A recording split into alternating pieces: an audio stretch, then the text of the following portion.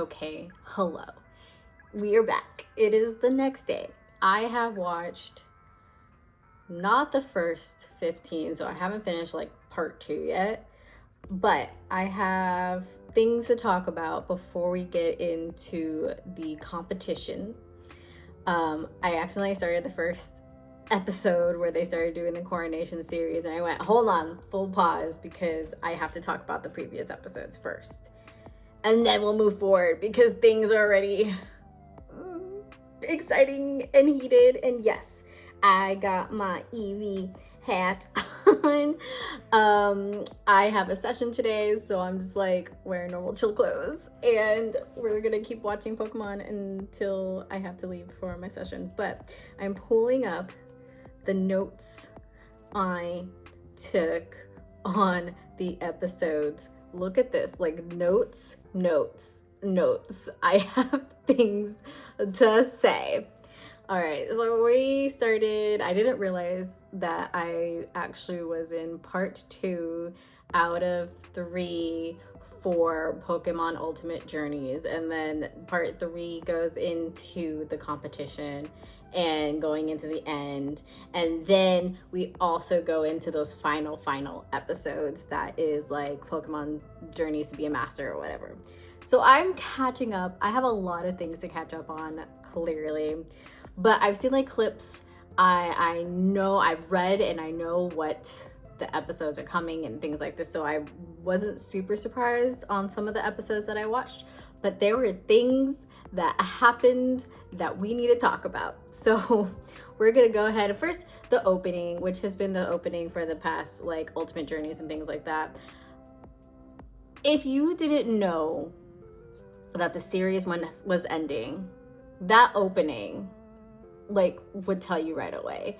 You're seeing Ash as baby Ash when he first starts his journey and gets Pikachu. You're seeing Baby go, the babies, like, come on. I hate when they do that. They pull out their heartstrings. And okay, then of course you see Chloe wearing her contest outfit. So exciting. It's the one from the newer version, the ultra whatever, sapphire, ruby, whatever they are, sparkling, great, whatever, that outfit, which is in these episodes, is like okay, so we see Chloe in her outfit, and it's also like really short.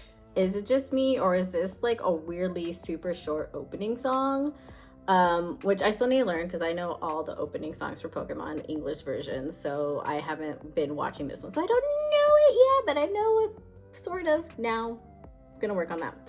Anyways, opening, adorable, sweet. I'm curious if the third part 3 is gonna have a different one, or if they're gonna keep it. And then, oh, just thinking about this, like the final stuff.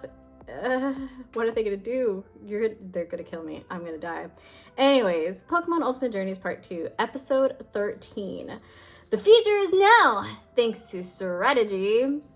First and foremost, Clement. You know just from the title that we're gonna see our boy Clement. I say that all the time. The future is now, thanks to science, because it's so silly and dumb, and I love it. I say it all the time, and obviously no one understands the reference. Clement shows up, I get super excited because it's like, yeah! He's so dumb, and I love him. He's such a nerd and a genius boy. Obviously, we love Clement, and we love Bonnie. Allison Rosenfeld, the voice of Bonnie, and Sophocles is amazing. Met her at a convention a couple times, and she's I love Allison.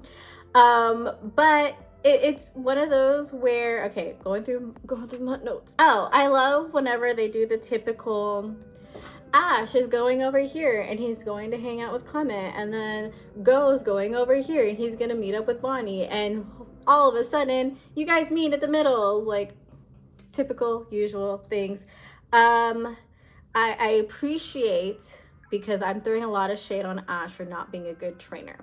These episodes are all about his training, his Pokemon, and you're actually getting to see him grow as a character, and his Pokemon are actually learning new moves and becoming stronger. They're battling, all this good stuff.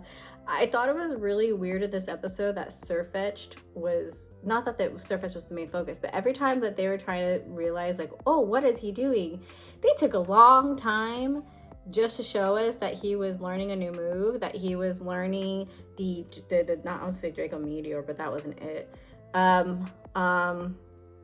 Meteor Assault. I didn't write that down, but I remembered it. That he was learning Meteor Assault. And they're like focusing on the leak and the buildup of energy and Dracofish like attacking him. And it took so much time. I was like, you guys are literally just trying to steal some screen time because you don't know what else to do in this episode, clearly. And it's like, yeah, comedy comes in 3. They did it twice. So I think they were taking too long, first of all, and they could have just done it the one time. What's he doing? Stares at Sirfetch'd, stares at Sirfetch'd, stares at Sirfetch'd. Nothing happens. Then something happens. Like, that was dumb. And then, of course, me getting excited because Clement said the thing. And then, of course, it exploded and Bonnie's there. And it's just so sweet. It's not a filler episode, obviously, because it plays into the story with Ash training. But it is a filler episode where you're just kind of like, yep, this is happening. That's cute. Next, episode 14, taking 2 for the team. So, this is the stuff I'm talking about. The fact that we are giving Ash a pass when he clearly didn't deserve it. He fights against Drozna. Elite 4 for the Kalos region, who is a dragon type trainer. I don't know if she's technically a master, but she's a dragon type trainer. And the whole beginning of the battle, like, her Noivern is destroying Sirfetch'd, okay? Like, Sirfetch'd doesn't stand a chance. Doesn't matter what training you just did one episode before. Noivern is taking Sirfetch'd out. Then Ash returns Sirfetch'd and throws out, what was it? It was Dragovich. First of all, me just sitting here, I was like, I'm never that person that returns my Pokemon. Like, I'm going to let you die. I'm sorry. You're going to be sacrificed, and then I'm going to bring in a fully, like, healed Pokemon to fight. And I think it's so interesting when trainers do that, where they return their Pokemon, then throw them back out. I was like, you're gonna lose in one hit. What are you doing? But then in the anime physics, of course, when they come back, they're, like, almost healed again. Sure. Makes no sense. But okay, so Drozna throws out Altaria next, and it eventually Mega Evolves. First of all, I've seen the pictures and the memes of wet Altaria and that poor baby. I get it, it's hilarious, and thankfully it like brought itself back. But when it evolves, or when it Omega evolves, it turns into a fairy type. We learned this through Go.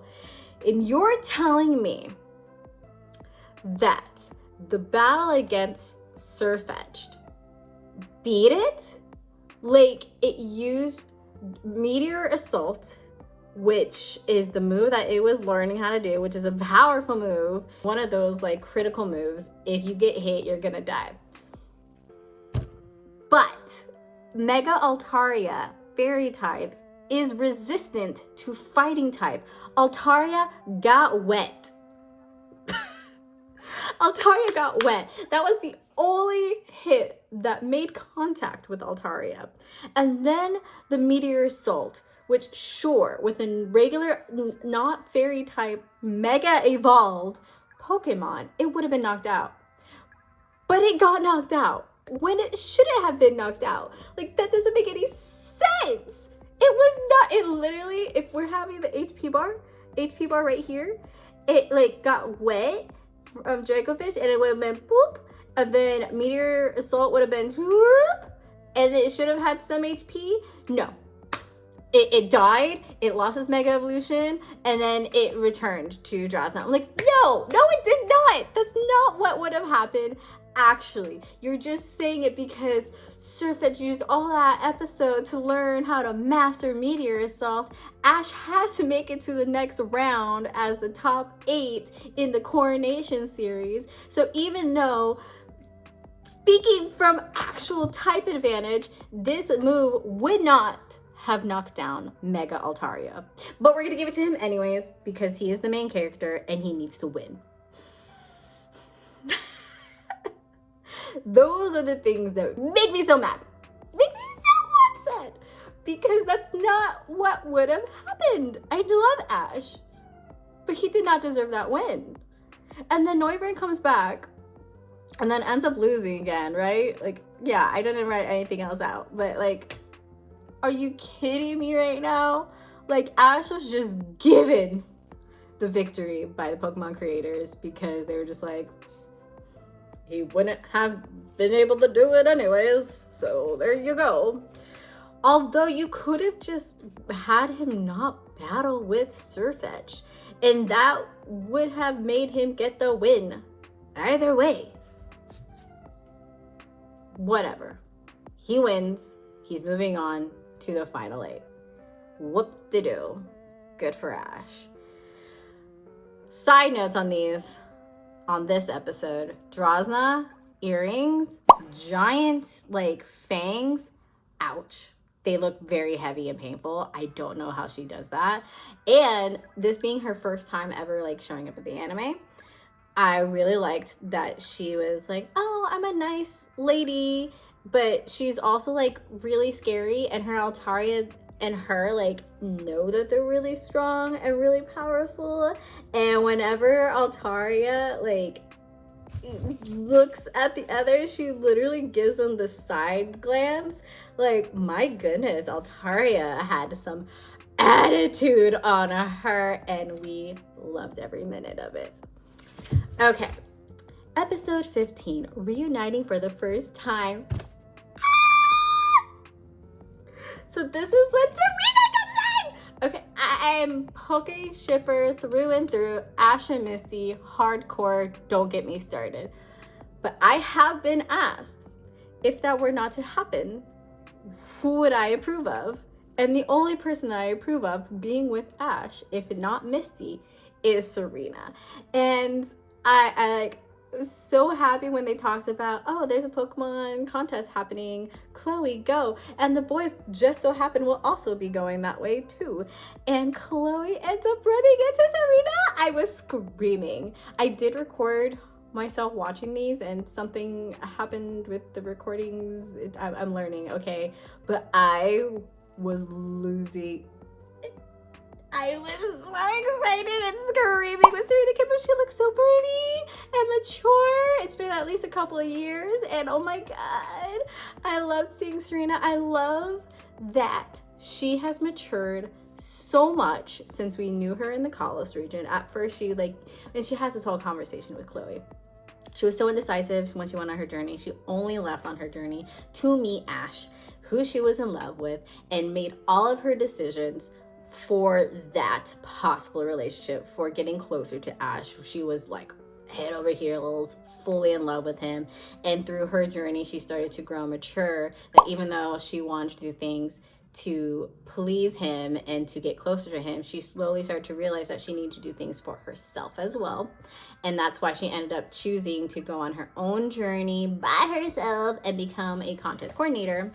And now we're getting to see her, and like she's grown so much that in like the end of this episode, first of all, let's backtrack. Okay, backtracking. I'm losing myself here.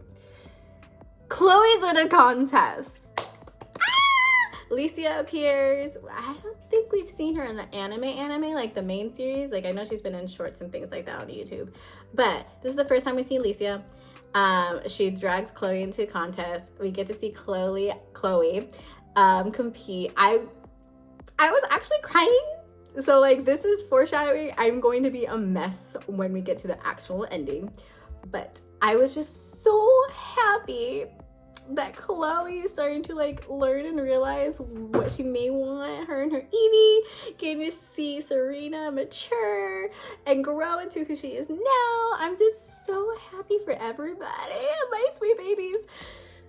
Chloe goes into the contest, doesn't show whether or not she wins or loses, most likely doesn't win. Serena and Lisette tie for the masterclass, great. And then all this time, Go, who is supportive, not boyfriend, is so excited to go watch Chloe perform, but then gets dragged away, actually stopped, because Wallace is being Wallace and pulls Ash into a battle. Why not? And I love the shade that he is throwing towards Steven Stone, his best friend, boyfriend, obviously. We're just not saying that. But Wallace and Ash have a battle. Meanwhile, Go's trying to watch the competition on his phone, and he's just like supporting Chloe, even though Ash is making me stuck here. It's fine. And then we go all the way to the end where they're going on the ferry, and there's this 2 seconds where you're just like, I'm sorry. And are Serena and Ash not going to see each other? Are you? No. We will not do that. And then they just so happen to pass each other. And then they're just like, oh, hey, it's Serena. Oh, hey, it's Ash. No big deal. Wow, so good to see you. Okay, bye. Wishing each other luck. That they care for each other because they want the other one to continue on their journey, fulfilling their dreams. But you see Serena watching them leave in the ocean, in the distance. And you can tell that she's having feelings. She takes a moment and then she goes. And I was like, baby Serena, you've grown so much, and I'm so happy and proud of her for like literally becoming her own woman. She does not need Ash to do anything. She has all of her life to do the things that she wants to do, and she's going after that. And I was so happy, literally in tears. Yeah. That was a good episode. That was such a good episode. I really liked it. One of my favorites so far in this part of the story. Okay. Episode 16. Radio lulled the mischievous stars. This kind of is more like filler episode-y-ish. I was very taken aback when Team Rocket decided to break the fourth wall, as they do, and steal the narrator's job in introducing the episode. I was kind of upset that they didn't get their own opening, because they said, here's the opening for our radio show, and it was just a regular opening. It would have been really funny if there was like a Team Rocket version of the opening theme song, because that's what shows do. It would have been hilarious. So Team Rocket takes over the broadcast. They're doing their own radio show, and you see that they're trying to, which we don't know why Giovanni gave them this job to recruit people, because I guess he was just like, this is all you can do. Instead, they become radio famous after like 50 something episodes of making a broadcast, and you see that like everyone's listening to it, and that's so cute. So you have like the professor and Ren in the lab that are like hardcore fans now, and they're like make this whole bond. Meanwhile, the others are just like, I have no idea what's going on. And you know what? That's the same thing whenever like I'm talking to my friends about certain things, nerding out maybe about Pokemon, and the people next to me are just like, that's cool. That's how my mom feels a lot of times when my brother and my sister and I are talking things.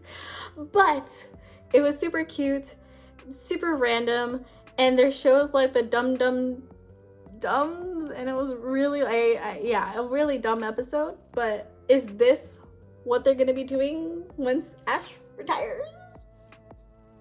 Sure, they're already popular, and Jessie always wants to be famous and a star and an actress, so sure, that makes sense. And then in the episode that I'm on right now, where they're starting the coronation, Final 8, they're there. So, you know, they do that all the time, where they end up at the competitions now broadcasting as like Jesselina or all the million different versions of Jessie. Hi. So who's to say they don't stick to being radio personalities for the rest of their lives? Why not? They're already successful at it. Be great. Okay, bye. All right, episode 17, Big Brother to the Rescue.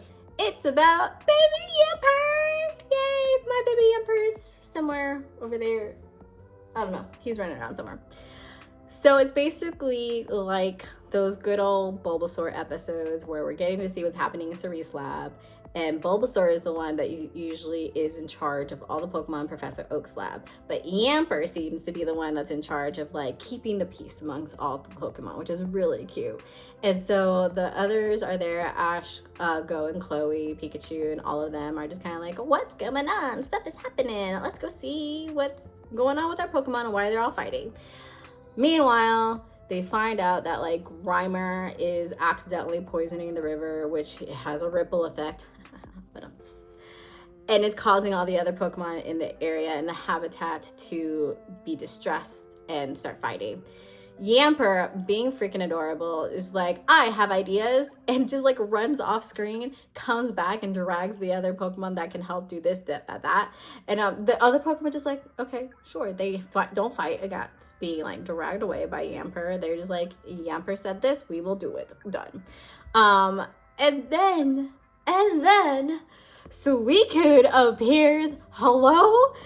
Suicune, my favorite legendary Pokemon, by the way. First of all, was kind of upset that Go caught a Suicune, but I was okay with it because I really like Go, and Go is me. So you know what? Go ahead.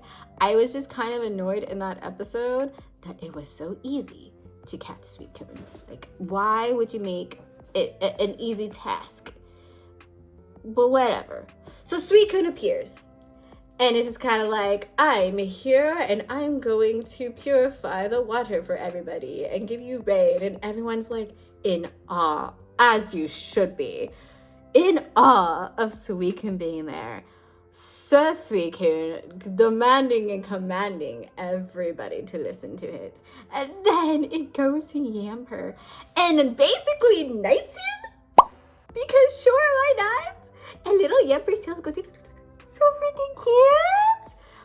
And I love this little relationship that's just randomly thrown out there. And then Suicune has this cute little smile and then just leaves. And everyone's just like, yeah, Suicune, so cool. And then the episode ends. Okay, sure. These are all, like I said, the like introductory filler episodes where we're just gonna insert random stories. We're gonna insert some training for Ash, him developing and getting stronger, and then we're gonna get into the competition, and that's like the meat of this part of the series. So the episodes just have to be cute. That's all we need. Episode 18, Catching the Aura of Fate. I think I mentioned this before.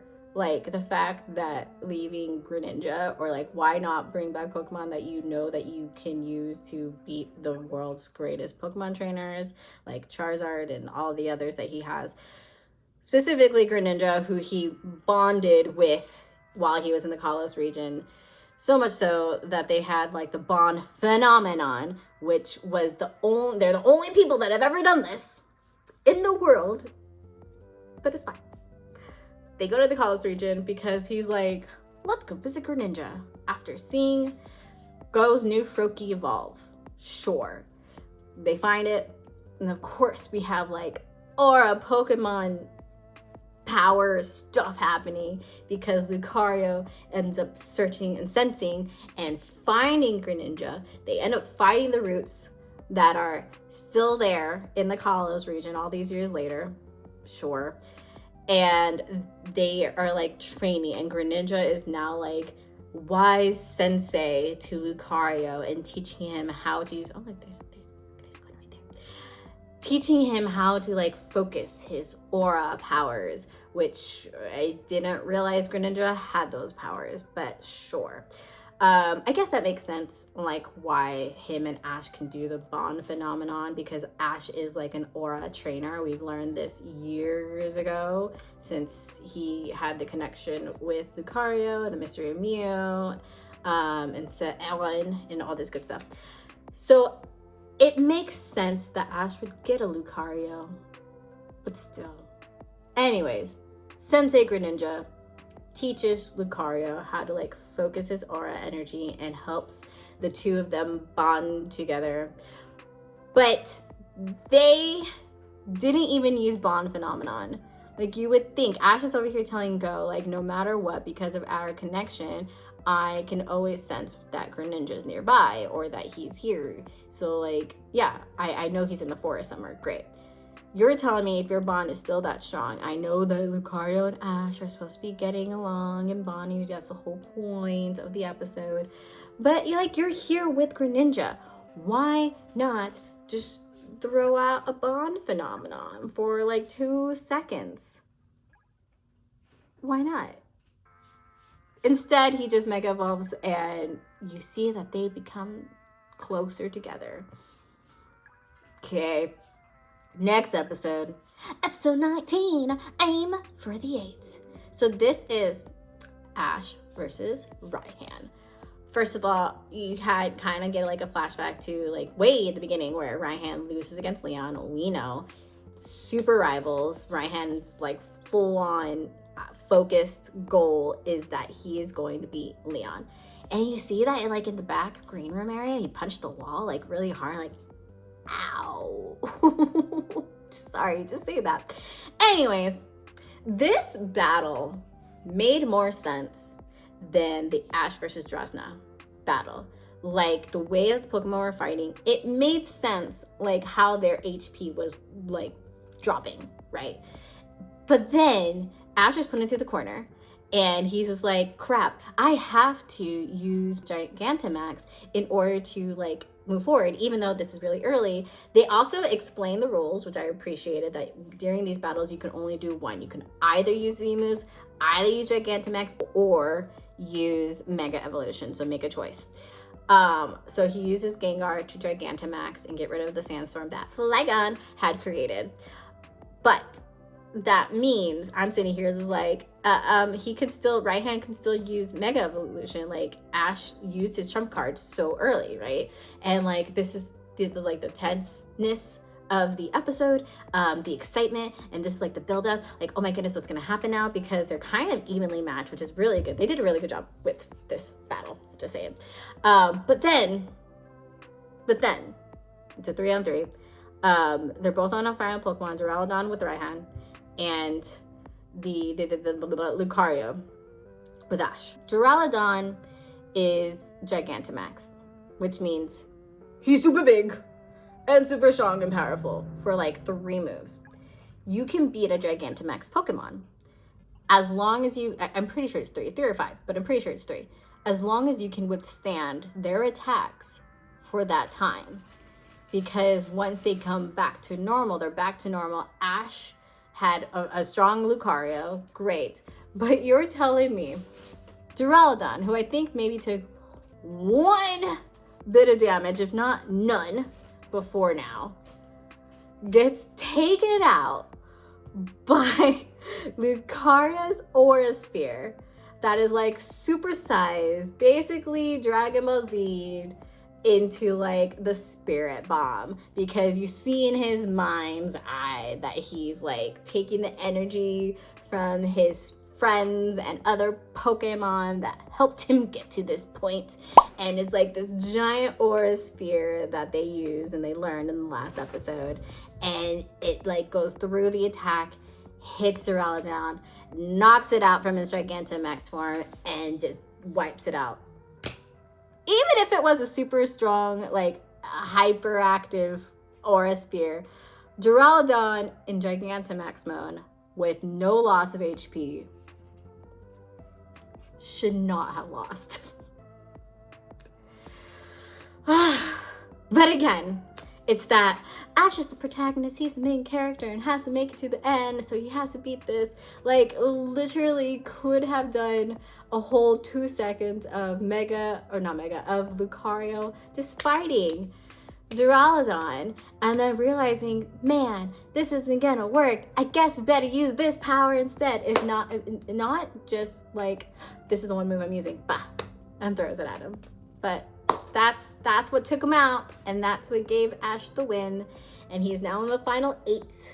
And Raihan took it so gracefully, like, good for him, because he learns to respect Ash, because he too wants to beat Leon, as they all do, but like, whatever. So we have our final 8 for the Coronation Series. In 8th place, you have Ash Ketchum, the first and only Alolan region champion. In 7th place, you have the current Unova region champion, Iris. In 6th place, you have Alan, the winner of the competition, whatever, in the Kalos region. In 5th place, Diantha, champion of the Kalos region. In 4th place, Lance, champion of Kanto and Johto. The guy literally says like new champion when like he's been the champion since forever, but okay. And G-Man. And then in 3rd place, you have Steven Stone, heir to the Devon Corporation and Hoenn region champion. In 2nd place, Cynthia, the Sinnoh region champion, who we all know is one of the best trainers. And then, of course, Leon, the Galar region champion and haven't lost a match guy. First of all, I think Lance and Steven need to switch, but that's just my personal opinion. But that just like is very exciting.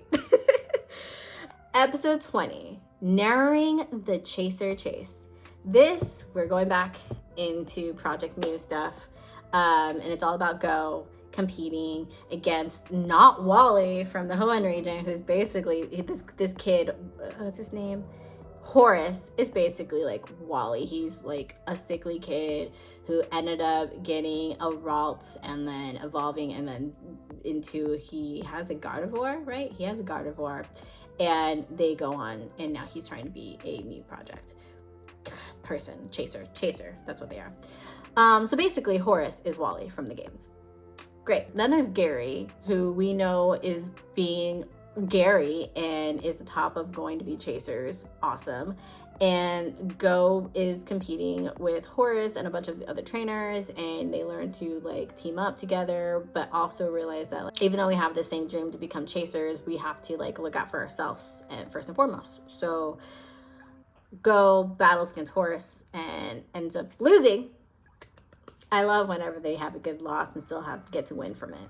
But yeah, yay for Go. He's in the final group of becoming chasers for the Mew project. This whole side story is really fun and exciting and satisfying for me. I'm just saying. Episode 21, the Homecoming Crown. We are going to the Crown Tundra, which was the DLC for the Pokemon Sword and Shield. And this episode gave us absolutely nothing from the Crown Tundra that we do in the game. It could have taken place literally anywhere. This was a great episode. But the fact that it was in the Crown Tundra made no sense. So we open up with Lily, Gladion, and Lusamine and their team of Pokemon still out there looking for Moan, their father, who disappeared when Lily was literally a baby. So over 10 years ago now. And it's like super sad because they learn that Moan has lost his memories ever since he got warped away to the Ultra Dimension, where the Ultra Beast, I don't remember what it's called, to the other place from the Alola region. And they like end up finding that in Nihilego,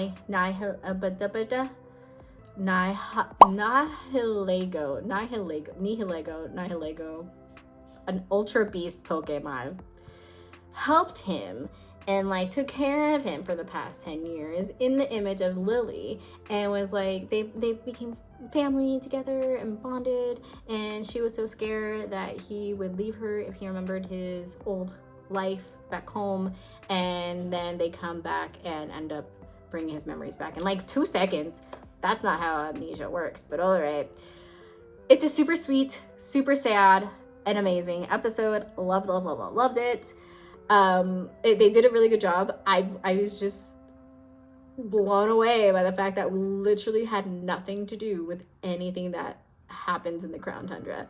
You have the Galarian versions of Moltres, Articuno, and Zapdos. You have the Calyrex, Glastrier, Spectrier, Regieleki, Regidrago. May not be pronouncing all of those names correctly, but like nothing? You could have had this happen in any random hidden secret place, but no. They're just like the Crown Tundra. This is where you have to go in order to find him. And like, nothing to do with it. Nothing. It was pointless to be there. You could have just been in like a desert randomly in the Hoenn region, or another, like all the way up in Snow Point City in the middle of the icy nowhere, and it still would have been the same thing. Whatever. Next episode, 22, helping the hometown hero. This was super sweet. We go to the Alola region. We were just in the snowy abyss where everyone was wearing their jackets, and then like took them off after 2 seconds, as if the inside of his little like dungeony home was not also freezing as it was outside, but whatever. And then we end up in the islands where it's like tropical, warm all the time. What season is it right now in the Pokemon world? We don't know. Anyways, we're in the Alolan region and we get to see everybody again. Baby Lay. I wish I could have recorded my reaction to whenever Professor Kukui proposed to Professor Burnett in the Alolan region. So great. I literally rewound that scene multiple times just to watch it. But now they have Baby Lay, who Ash has met before, his little brother. And I love that, like, the narrator even said it, and they all say it all the time. The fact that, like, the place where he became champion for the first time is where his other family is. And I love that. Everybody sees it as that way. And in this episode, like, you get to see, like, truly get to see Ash growing. And Kukui tells him, like, you know, I'm not the hero this time around. I'm going to make sure that you are the hero. They have a battle royal. I hate that they don't say royale, but a battle royal. And everybody is cheering for champion Ash. And Go and Chloe is like, what's happening? Everyone is like such fans of him. And everybody is there. Obviously, all of his friends that he's made from the Alolan region show up to support him as they're doing the battle royal. It's Gladion, Kiawe, Kukui, and Ash all battling together. And the others all lose. And then it's Ash versus Kukui, just as it was in the finals of the Alolan competition.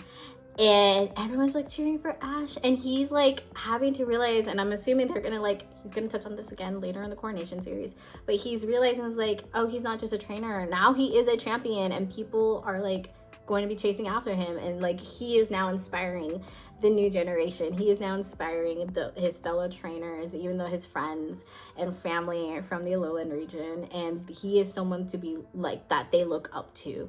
And he has that moment, and he does the whole like emotional moment here, and then they continue the battle. But like, he's realizing that he is too a champion, and like he is much more than what he sees himself as. And I love it so much. He's like really maturing, and Professor Kukui is also there to like support him, and it's great. I am not crying right now. Okay, stop it. Then we have episode 23, Racing to the Finish. We're back, and we are not only back with the Project Mew, which I said I adore.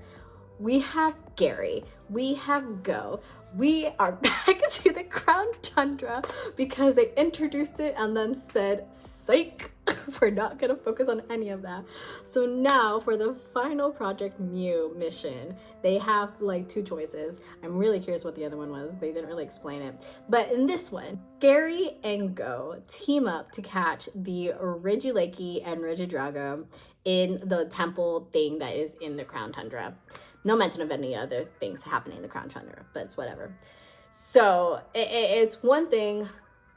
Again, love that Go is growing into his own trainer. He's realizing that he's like, no, I need to do this on my own. Ash, you go do your thing. You need to focus on your goals and your dreams. I'm going to focus on mine.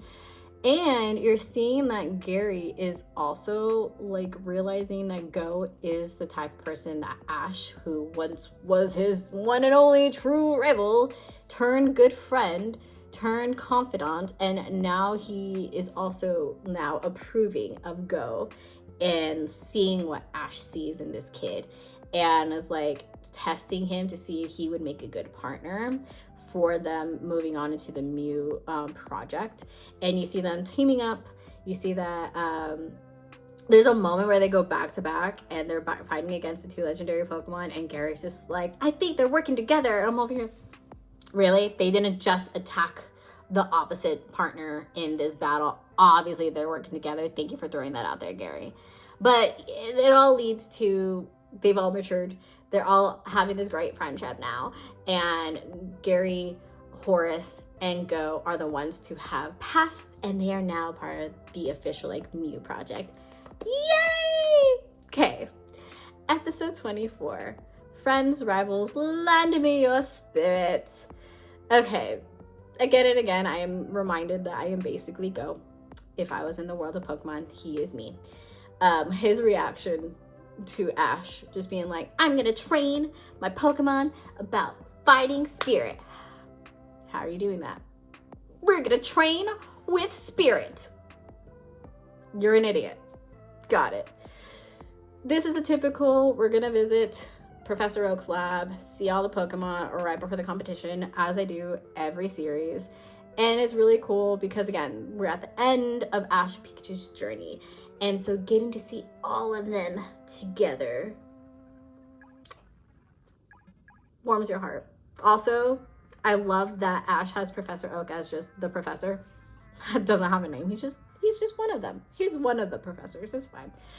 And then, of all people to come and help train Ash, Paul, we're gonna just completely ignore, the narrative brings it up, but we're gonna completely ignore the fact that he used to be an abusive trainer towards Chimchar. It's fine.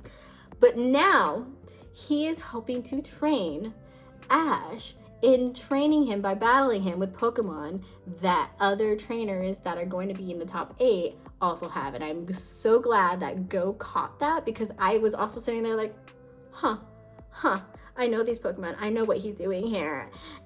And he's like, I don't know what you're talking about. It just leaves. Like, they're all maturing and it's so good. Like, that's the whole point of Pokemon Journeys, that we are seeing all of Ash's friends and companions and rivals from the past and seeing them now grown and mature and in their own. And then Professor Oak throws out there that he has also been approved, that Paul is going to become a gym leader. I don't know what kind of gym he would make, but he's going to be a gym leader, and we're also happy for him. Yay! All right, and now we're in episode 25. I had to stop this because I realized that it was a big one, and I was watching it and I was like, well, I have to stop before I get really into it, because now it is curtain up, fight the fights. We are now in the World Coronation series. It is happening. Okay, so we finally get to see Hop. He lost immediately, him and Wooloo, which makes me just like, okay, so this is before he starts his journey. Got it. Sweet boy, always obsessed with his brother. He's gonna be shooketh whenever Ash ends up beating Leon in the end, because he's just like, Leon's not gonna lose until I fight him. That's not happening. But it's adorable because we've now made friends with Hop from the game, and everybody is going together. Iris has always been one of my least favorite of Ash's companions, but she's there. And we've seen, obviously, we're in the future now. She's champion of the Unova region, as in Black and White too. But everyone is there.